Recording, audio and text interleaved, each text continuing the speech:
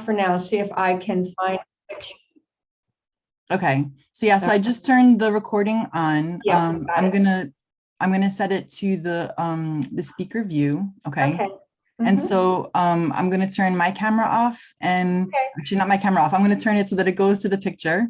And so you should see that now. And then I'm going to mute myself. Okay. I'm going to go. And so like, if you can mute yourself as well, Yeah, I'll do that. I'm going to go into the room and then I'll unmute myself as it starts. Okay. And then like I'll introduce you. So Okay, I'll see if I can find a picture. If not, there just won't be a picture. okay, no worries, All right, no I'll see what I worries. can find. I'm going to mute myself. Okay, sounds good.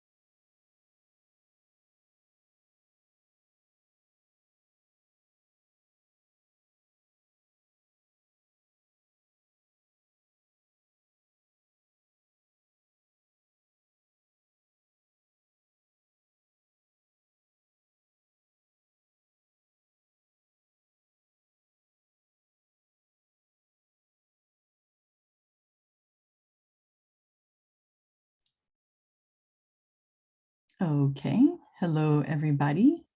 I am going to get us all situated here. Hello everybody. Hang on. I'm just gonna make it so that I'm muted and I don't hear an echo of myself on my computer as we begin today. All right, so let me just get my windows situated. So thank you. As I am the one that is operating the cameras and the joining and all of that good stuff. Okay, so today is going to be a very special Fiberside Chat. So this is the second ever one that I am doing, and I'm so excited to be able to have my special guest Margery with me. So anytime you feel free to turn your camera on, I just want to make sure that we can see both you and myself in the Facebook group. So let's see here. I have it set to, there we go. Okay, so we have Margery is joining me today. And so yeah, so thank you everybody for joining us. Wait, oh no, where did she go? Hang on. I can't see you. So you can leave yourself unmuted, Margery. Just so I can see you. I can't. Your face. Yeah. Okay, there we go. I think we're, yep, I can hear you and see you. Perfect.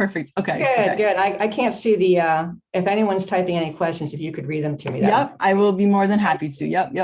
So this is going to be our second ever Fiberside Chat. And so the reason that we're having these talks is so that as a community, we can get to know each other a little bit better. We can hear more from the vendors, the teachers, the artists, the community members, and have a little bit more of that human connection that, especially in these past few years, that I know I'm definitely craving. So I'm so grateful and thankful that Margery is joining me today. And so for those of you that did not see the first Fiberside Chat, that was with Caitlin Dunn of Dunn Spun. And what I've done is for all of these events, I'm going to use the hashtag Fiberside Chat. So you can just go into the Wool and Fiber Arts group, do a search for that hashtag, and then all of these interviews will come up. So this is our second one, but if you ever miss a future one and you want to check it out, you can use that hashtag and hopefully they will all turn up. So without further ado, my special guest, as I said, is Margery Erickson, and she is from Opalessence Studio. And so she's going to be joining me today. So thank you so much for being my special guest today. Thanks for asking me. This is kind of fun. Yeah.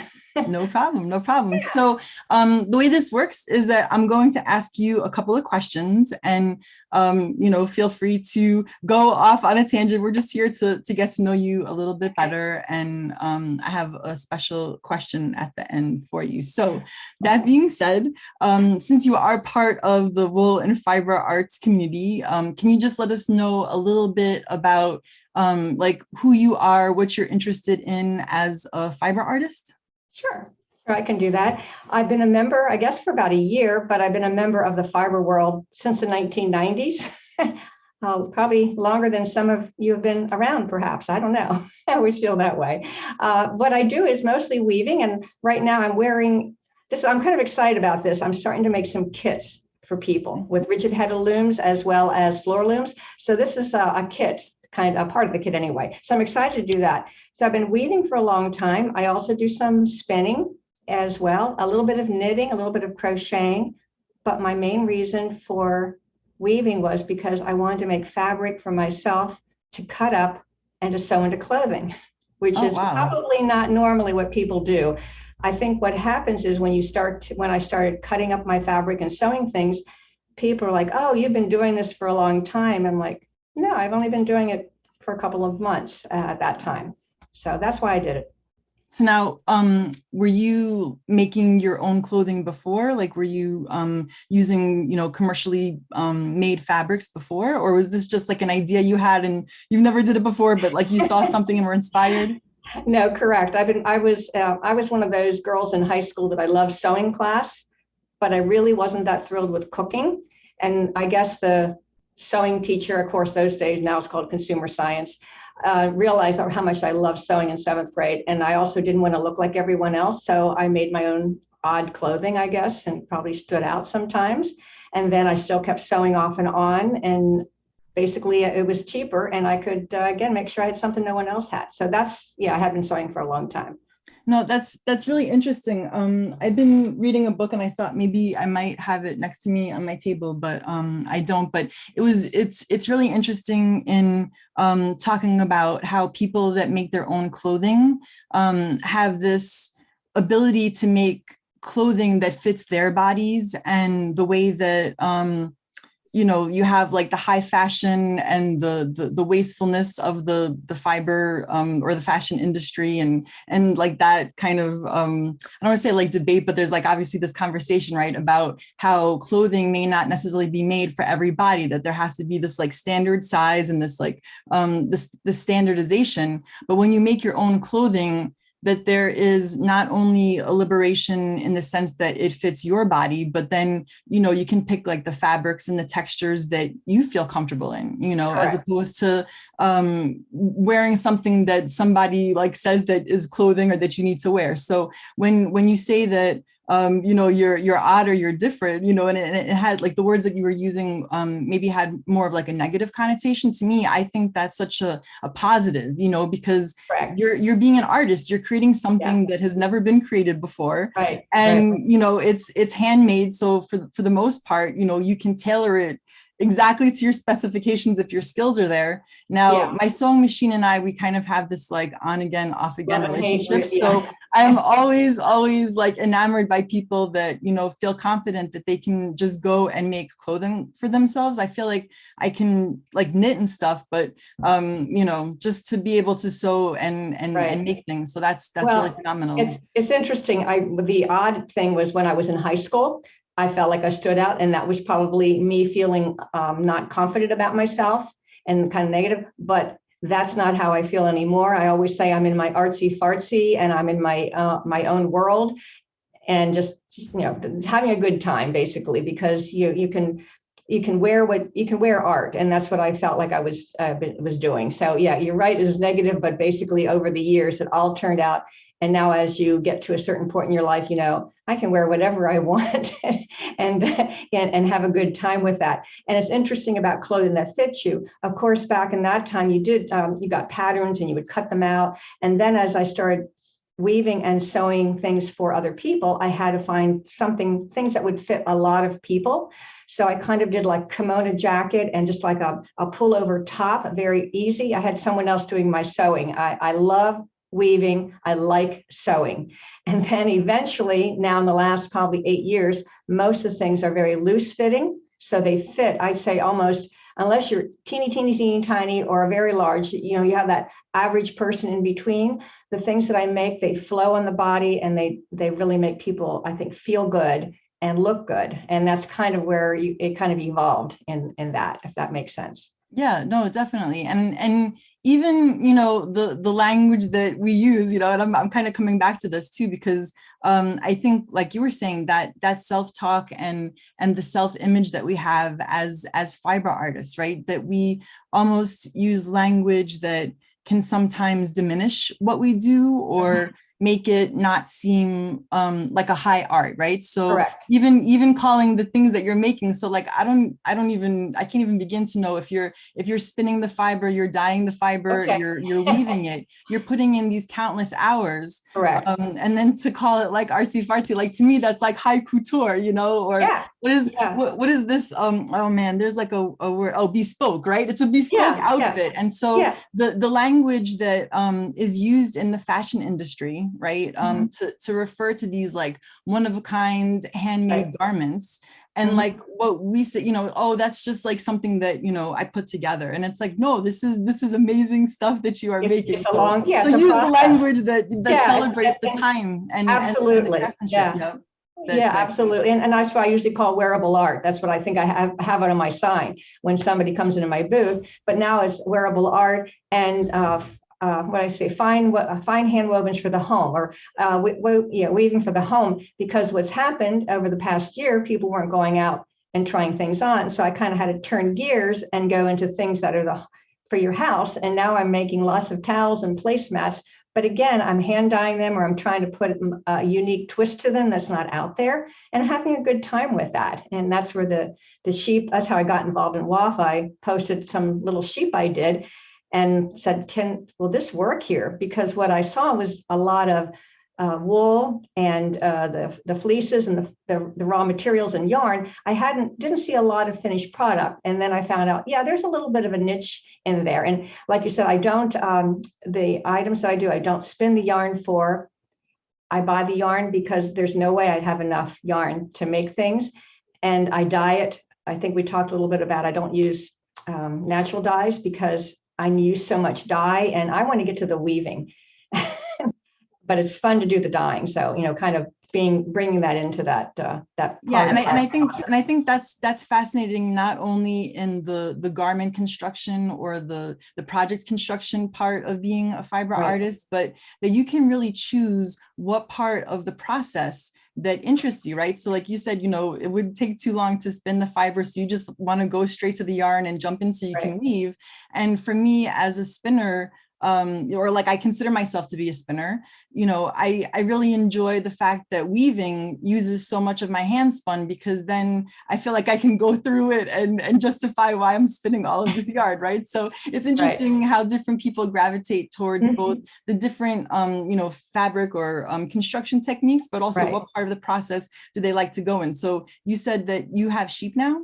No, I don't have sheep. No, I don't. Okay. Yeah, no, I don't do it. Yeah, no, I had many of my friends in the past when I first got into spinning and weaving, they had all the sheep and we would eat once a month. And I heard all the stories about taking care of the sheep and lambing. And I was like, I'm so glad that other people love that. And I will just buy your fleece from you. And I did. I washed fleece and I spun it. I sent it away to get the yarn. But again, what happens is over time when you start to sell things, I guess, a lot of people, as you probably know, oh, I'm allergic to wool, and then you start to work with fibers that people can use and wear north to the south, I guess, of the United States is mostly. So that's why I kind of focus more on plant fibers now, but I still have some of the hand spun, and I do hand spun one of a kind pieces for myself for gifts, and I do a few hand spun wool and other fibers too. But again, it's kind of evolves over time what your direction goes to. Yeah, and that's interesting too, as a fiber artist that sells what you make, how you have to consider what the consumer and the customer is interested in buying, and how that almost directs your creation. So do you enjoy using the cellulose fibers, or are you more like a wool fan? I love them both. But what I'm finding is the cellulose and all those, now there's the seaweeds coming out, seaweed and cotton. I like the blends and I just love to feel it. I think it feels so soft. And that's what I think brings me to using it more often, that I know I can, if you could come over here and touch some of the things, that's the first thing I do. I go, oh, you got to, people will feel it. And then I'll say, oh, that's made out of bamboo, or that's made out of seaweed. And right away we get that conversation about fibers and we talk about that. And that's what I like to do. And it's just, the dyes and everything are so much fun. They're not the natural stuff, but they're fun. They're the same dyes that are in probably the clothing we buy commercially. And I do take care with, trying to use it all up and not throw it down the drain and all those kinds of things, the best that I can. Yeah. No, I agree that there's definitely a joy in starting with the yarn, because you're that much closer to the finish line of getting that product that you're trying to create done. And so for the people that start off on the shepherd end of things, it really fascinates me how like as a painter, you may not necessarily mix your own pigments. You may not go to the extent of harvesting them, right, and going to whatever pigment mine there is. But just as fiber artists, we have so many different places that we can kind of jump into the creation process. And so I definitely think that starting with the yarn is a great place that you can just jump into the fabric making and the weaving and all of that. Okay. Yeah, since you are a dyer and you do dye yarn, what is your favorite thing to dye? Like the yarn, you know what I mean? So for example, like do you dye just like the skeins individually, or do you, because like if you're weaving, do you ever do something different where you like weave and then you dye the fabric, or what's like your favorite thing to dye? I've tried both. My favorite, and if people watch me, they always say, oh, you have like these 20-yard warps, and I'm crazy. I will wind up now a warp that's 20 yards long or longer. And then what I found recently is people like something that's half and half dyed, like green and white maybe, or purple and blue. So now I'm having fun with taking the warp and dyeing it lots of different shades. So as I'm weaving, now the clothing, I've been doing that for years and that's been fun, but now I'm transferring it to towels and table runners. So it's fun to watch as I'm creating the fiber or dyeing the fiber ahead of time, but then I'm also doing some more designing on the loom. So I'm deciding as I'm weaving, oh, this is green coming up. Now, do I want to put little white sheep and then green, and then I go white, and then I put, white and then green sheep at the, so I'm also continually changing what I'm doing. I'm trying different yarns. So the dyeing part, definitely the warp is the most fun. And I'm starting to dye some warp for other people, but I decided now I'm going to do skeins of yarn for other people. And that's what this was made out of, because I'd like to get it for people who have rigid heddle looms, because they're limited to about 12 dents per inch. And so so I'm trying to reach out, because a lot more people, I really want people to try weaving and kind of get interested in it and not get it turned off by it. You do some weaving and there's a lot of steps involved. Yeah. And I know that when I first started taking a weaving class, it's really hard, I think, when you're a beginner weaver to really visualize how your color choices when you're picking your warp and your weft are going to work together, because Correct. there is this like optical blending of color. And so you can look at like a plaid or like a tartan fabric, or like you can look at things and say, I like that, or I don't like that. Right. But then when you go and you pick your favorite colors, especially if they are not analogous colors or colors that are close to one another on the color wheel. Like I'm a big fan of green and red. And when you put those complementary colors together, they can become very visually jarring in weaving. Whereas maybe in knitting, you could do a couple of rows of green and then one of red. And it just, the yarn and the color plays out so differently in woven fabric. And so I think that's wonderful that you're creating these kits for people so that when they go to sit down, that they have this sense of accomplishment, because the act of weaving in itself is so, I think, just like with all the fiber arts, right? Like with spinning and crocheting and knitting, there's this rhythmic quality to it that you almost kind of go into this like meditative state, right? Because you're doing Absolutely. This repetitive motion. Right. And so if you're weaving and you're kind of in this state and you're seeing colors that are appearing before you, and the fabric is working and it's coming out really beautiful, you're still technically making it. It's just like a person is doing a painting with paint that they bought that works really well. When you start off with really good materials, you're going to most likely get really good results. It's a lot harder, I think, to mess it up if you start with good ingredients. So I think that's wonderful that you're able to kind of help people get to this place where they can feel that level of success, and then maybe they can explore other opportunities and stuff like that. But as a weaver, I'm curious, because you're saying that you change the colors as you go midstream, or like you're kind of observing what's happening when you're at your loom. And so as someone that like tried to learn initially following a pattern and hated it and gave up weaving and said, I don't like it, until I discovered Saori weaving, I'm curious, like, if maybe you could just post in the comments later on some pictures of the fabrics where you've made those during the weaving process, changes to the color or what you were doing. Because I would be curious to see what that would look like. If I can, I think what happens is I suggest to people to put an extra yard on your loom, and you can play there with the colors. Oh, that's a good. That's kind of what I guess what I was saying. It's like as I'm going there, and it's like you play around with your colors there, and then use that for something. And then, because sometimes you start to weave and like you said, oh, I don't like that color, so do a couple of inches and then do your project. So I don't know if I have any pictures of anything like that, but I have some ideas of things. And of course, the other thing that I can do is if I don't like a yarn, I'll do a skein of yarn. I'll go downstairs and dye something to match. And not everyone has that luxury. That's what's great when you have all the tools of the crayon toolbox, available to you, right? Yeah. Not everyone can do that. I mean, you have to go order it and wait for it to come, and then it's not the right shade of blue, all those kinds of things. So the kits will have both warp and weft, so people don't have to figure that part out. That's the plan on that. Basically, similar to what I've been doing too. And I'd like to help people also to do their own dyeing if they want to do that down the road. Nice. Yeah, no, I'm totally, a fan of teaching people to dye, just because, like you said, it gives you so much more creative freedom when you're able to pick out the colors. But before you get to dyeing, you need to actually see how colors work together in the given fiber or fabric creation method that you choose to use. So once you use yarns or fibers that have been dyed by someone that actually knows what they're doing, like yourself, then you're like, oh, okay, I can see why these choices were made, because now it's going to yield these results. And so the actual physical act of weaving also teaches you too about color. So yes, you're learning about weaving, but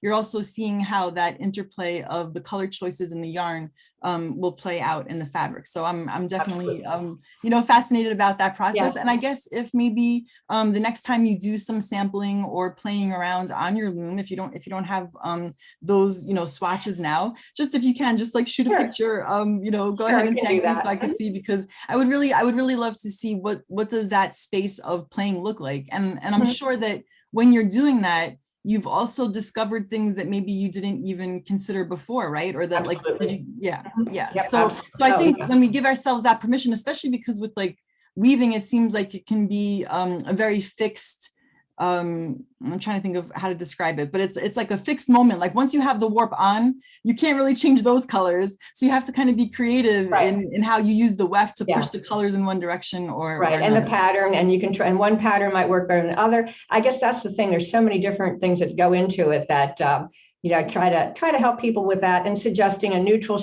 color or something like that if you're not sure. But anyway, you're right. It's pretty involved, and that's probably why some people find they're like, oh, I don't know if I like this that much. But we want to get them going and really. Because I think with weaving, what would you say? It's like 80% putting the warp on and like 20% weaving time. Well, not anymore. If you're a beginner anyway, right? I'm going to do I'm probably not, I don't know if it'll be next month, but I am going to do some things on like how to fall in love with warping your loom. I don't know. I'm going to do something like that to hopefully give some people some suggestions, so it's not as frustrating for some people. But I know it's a process, and you have to get a chunk of time aside, or at least break up your day. So I have some ideas to try to get to help people with that. Okay, well, I'm going to be in the front row with a bucket of popcorn and my eyes are going to be glued, so I'm just just remind people, bring popcorn, but just don't eat it buttery while you're warping the loom. No, this is just for the watching part, I promise. Unless like, see, with spinning, having a little bit of grease on your hand can sometimes be beneficial. Absolutely. Not all fiber arts work that way. No, not in weaving. You don't want to make marks all over that nice, beautiful yarn you have. That's true. Okay, so let me see. So I know we were talking about the dyeing part, right? But as far as like weaving goes, and I know you said that you weave for clothing, but do you prefer doing like simple weaves, or do you like, woven fabric that has like more complicated patterns in it? What kind of appeals to you for showing off the colors you dye? Well, I find that if you get too complicated, it takes away from the the dyeing. And I try not to get too complicated. Basically, it's twills, turn twills. There's a couple other patterns that have worked. I try not to go into anything really crazy, because there's no need to. Most people just see the color. They don't see all that fancy patterning, but the texture I like. So I'll put some kind of a textured pattern in, and not just a tabby or plain weave for clothing. Now for table linens and things like that, they could be plain, or they could have a little twill, but then I put those little critters at each end, or I also put some kind of texture in there, because I think the texture is very important. You can see the texture even on the screen if you can't touch it. So that's a little bit of both on that. Yeah, that must be a challenge in trying to get people to appreciate, especially when you're doing something that is textural and that's color, to have it appear on a monitor the same way that it would appear in real life. So correct. Color. Yeah, this color is actually purple. It does not look like purple to me. And that's the other thing, we all know the best lighting you can get, and do the best you can. That's basically all we can do with monitors and everything. Yeah. All right. So in the spirit of last and the first Fiberside chat, we were doing that on Valentine's Day. So that was a holiday, and today is President's Day. So that's also a holiday. But I was really fascinated, and I went and I looked up what are some of the holidays that are going on today besides President's Day. So I thought maybe I would make this a thing, and I would ask my interviewees for their input. But today is National Sticky Bun Day. And so I was talking to Margery about this, prior to the interview.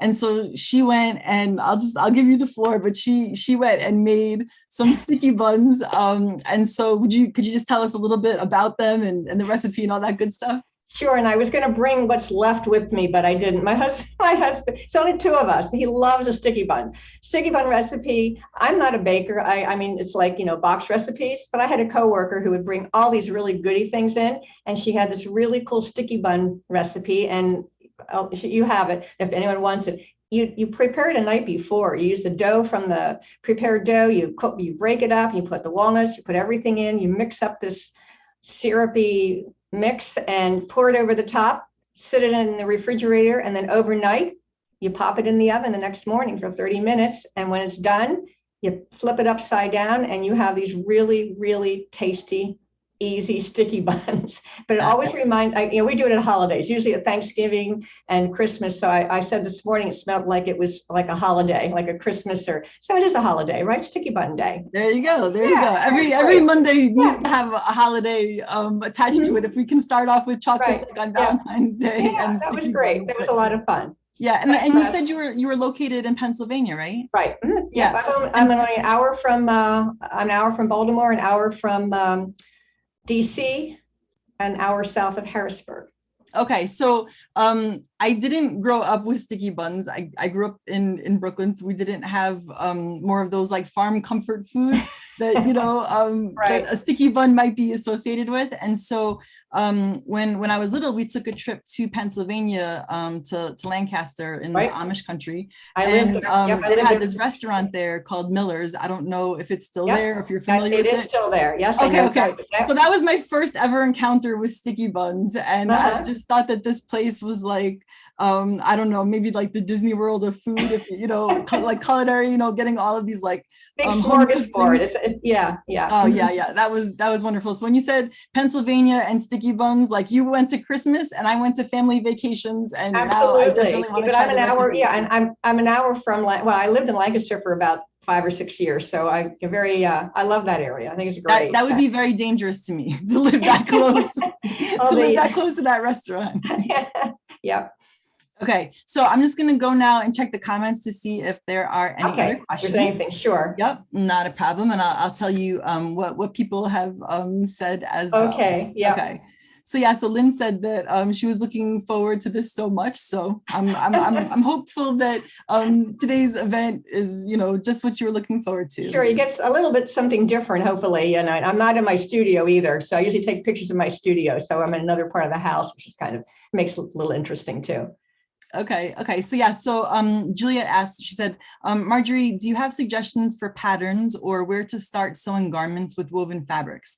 This is something I very much want to do, but I'm unsure if I have the skills or how to even start.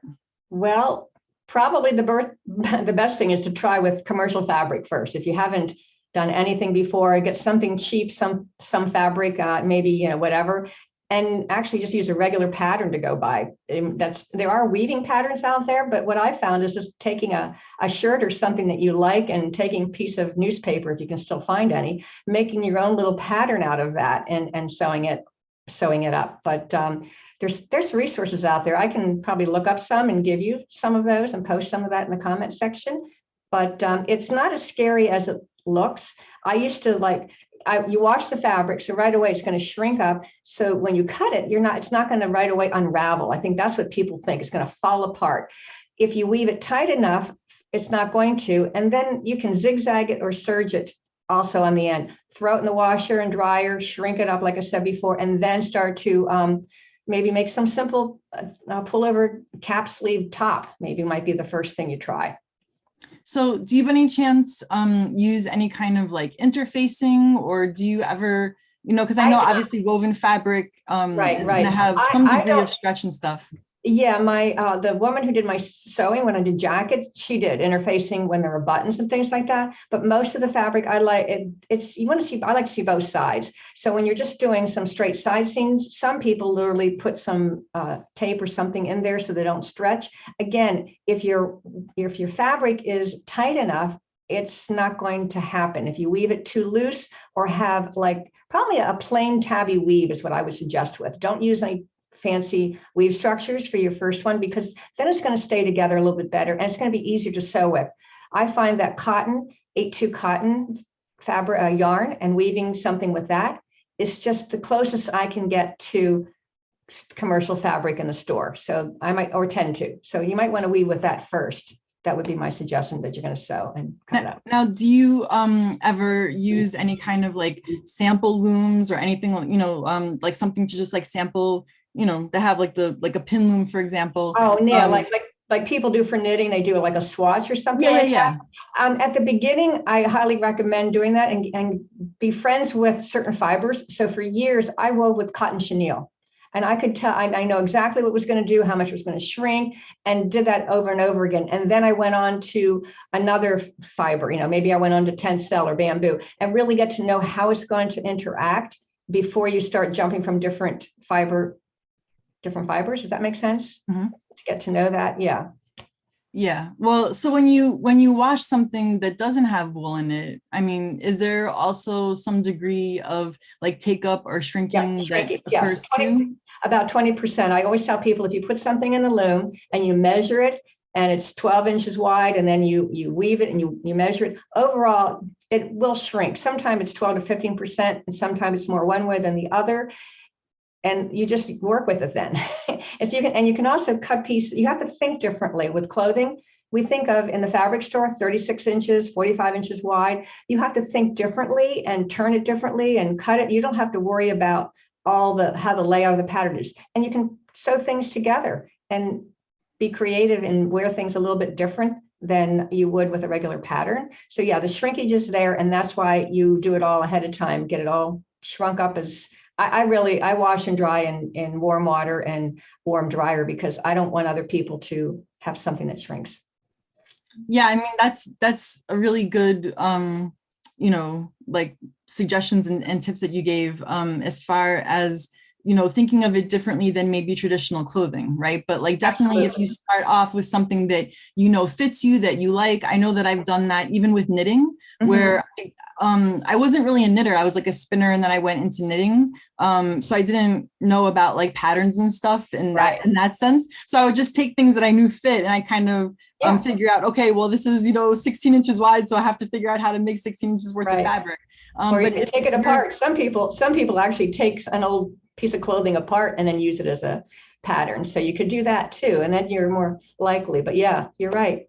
Yeah, and then what's nice though is that, let's say, you know, you need a piece of fabric that's like I don't know, like 2 feet by 2 feet or whatever. You can take, you know, 1 foot squares and sew them together until you get that 2 foot fabric, right? So I definitely think that suggestion of thinking of it differently, you know, and approaching it. I mean, you could probably make a whole garment out of pin loom woven squares just by piecing them together if you really wanted to. I had a lady who would come to me every year. I think it was the Maryland Sheep and Wool, and she was making these on a pin loom, and she was going to make herself a shawl coat. Every year she'd come back and say, well, I have so many done. I have so many done. And but I know she probably did finish something at some point in time. But you're right, you could take all of those, and you don't want to seam them. You might want to overlap them rather than seam them. And different ways of and you can go online and find different ways of connecting or crocheting it together, or different ways of attaching your pieces together too. But and then it just makes it that much more of a unique garment, right? Absolutely. So it becomes like that, what was I, the bespoke high couture fashion. There you go. Right. You're not right. artsy-fartsy, right? Yeah. So when anyone says to you, you know, like, where did you get that, or what is that? I'd be like, it's a bespoke garment. Yes, there you go. Yep, let's see. Okay. So Juliet said, Margery, your hand-dyed warps are gorgeous. I bought one at your last waffle sale. So you have fans of the warps. Let's see. So Manny says, do you ever do commissions, or is everything you sell finished goods? I can do commissions. Just don't say you need it next week, but I will do that. And I have done that. So absolutely. Yeah. Okay. Well, that's good to know, because you know, especially if someone loves your colors and they want it just a little bit different, or, you know, that's nice to know that you have that. Yeah.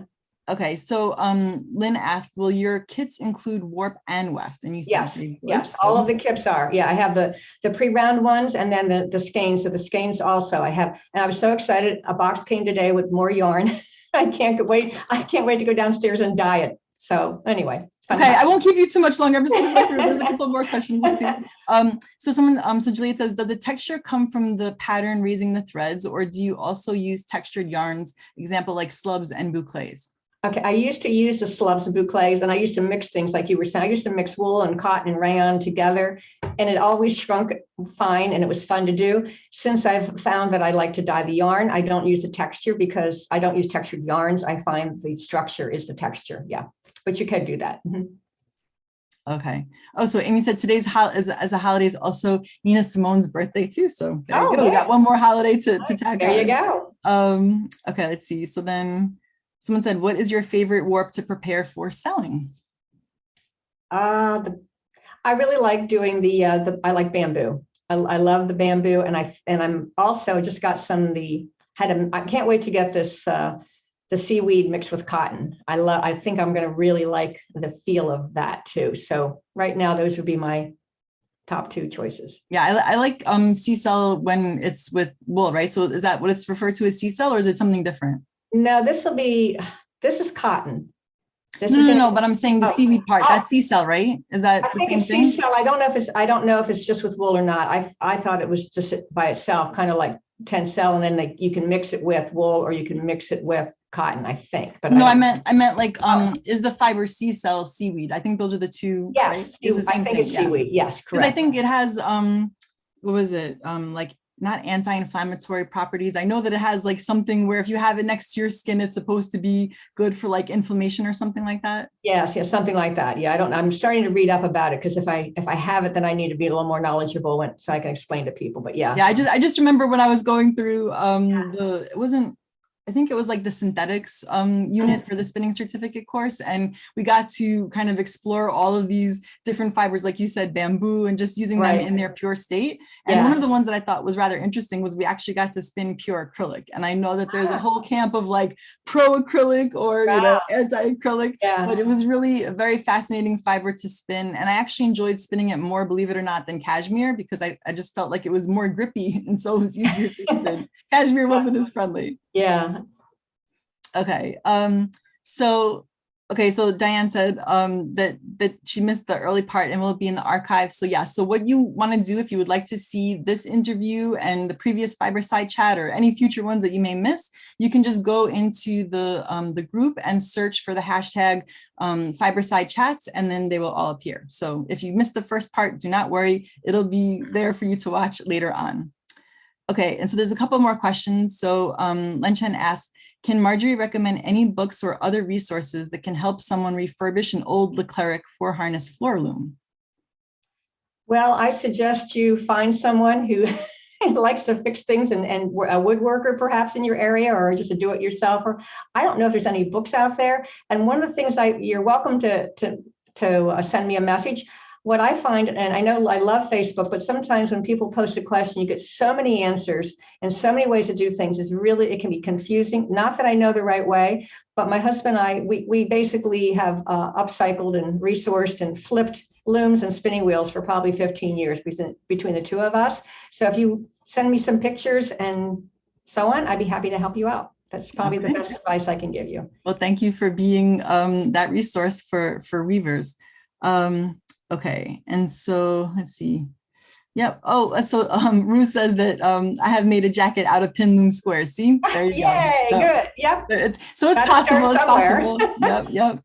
Okay. So I think those are all of the questions from the audience today. So thank you so much, Margery. Awesome. And just before we go, just if you would like to come and check out Margery's vendor spot, like time slot, it's going to be on the 26th. So I believe that's Saturday, right? At 6:30 p.m. Eastern Standard Time. So you can come and check out to see all of the gorgeous wares that she has for us. Yep. And then there won't be any clothing this time. No clothing. Okay. Because the yarn is not going to be dry, right, in time? Yeah, right. No, I'm not going to be able to do it. But I have the kits and I have some fiber and also the towels. So I have 3 things. I'm just getting those together. Okay, well, thank you so much. And You're just welcome. For those of you that would like to come check out the next Fiberside chat, it's going to be with Annie Morton of Annie Morton Designs, and that's going to be on February 28th at 1 p.m. Eastern Standard Time. So I'm definitely looking forward to talking to Annie. I think the holiday is going to be sword swallowing day. So we'll see. Can Annie swallow, knitting needles or something like that? No. I wouldn't want anyone to try that and get hurt. But again, thank you, Margery, so much for joining. Good luck in getting your yarn dyed and preparing everything for the sale. And it was a pleasure talking to you today. Okay, great. Thank you. All right, take care, everybody. Bye-bye.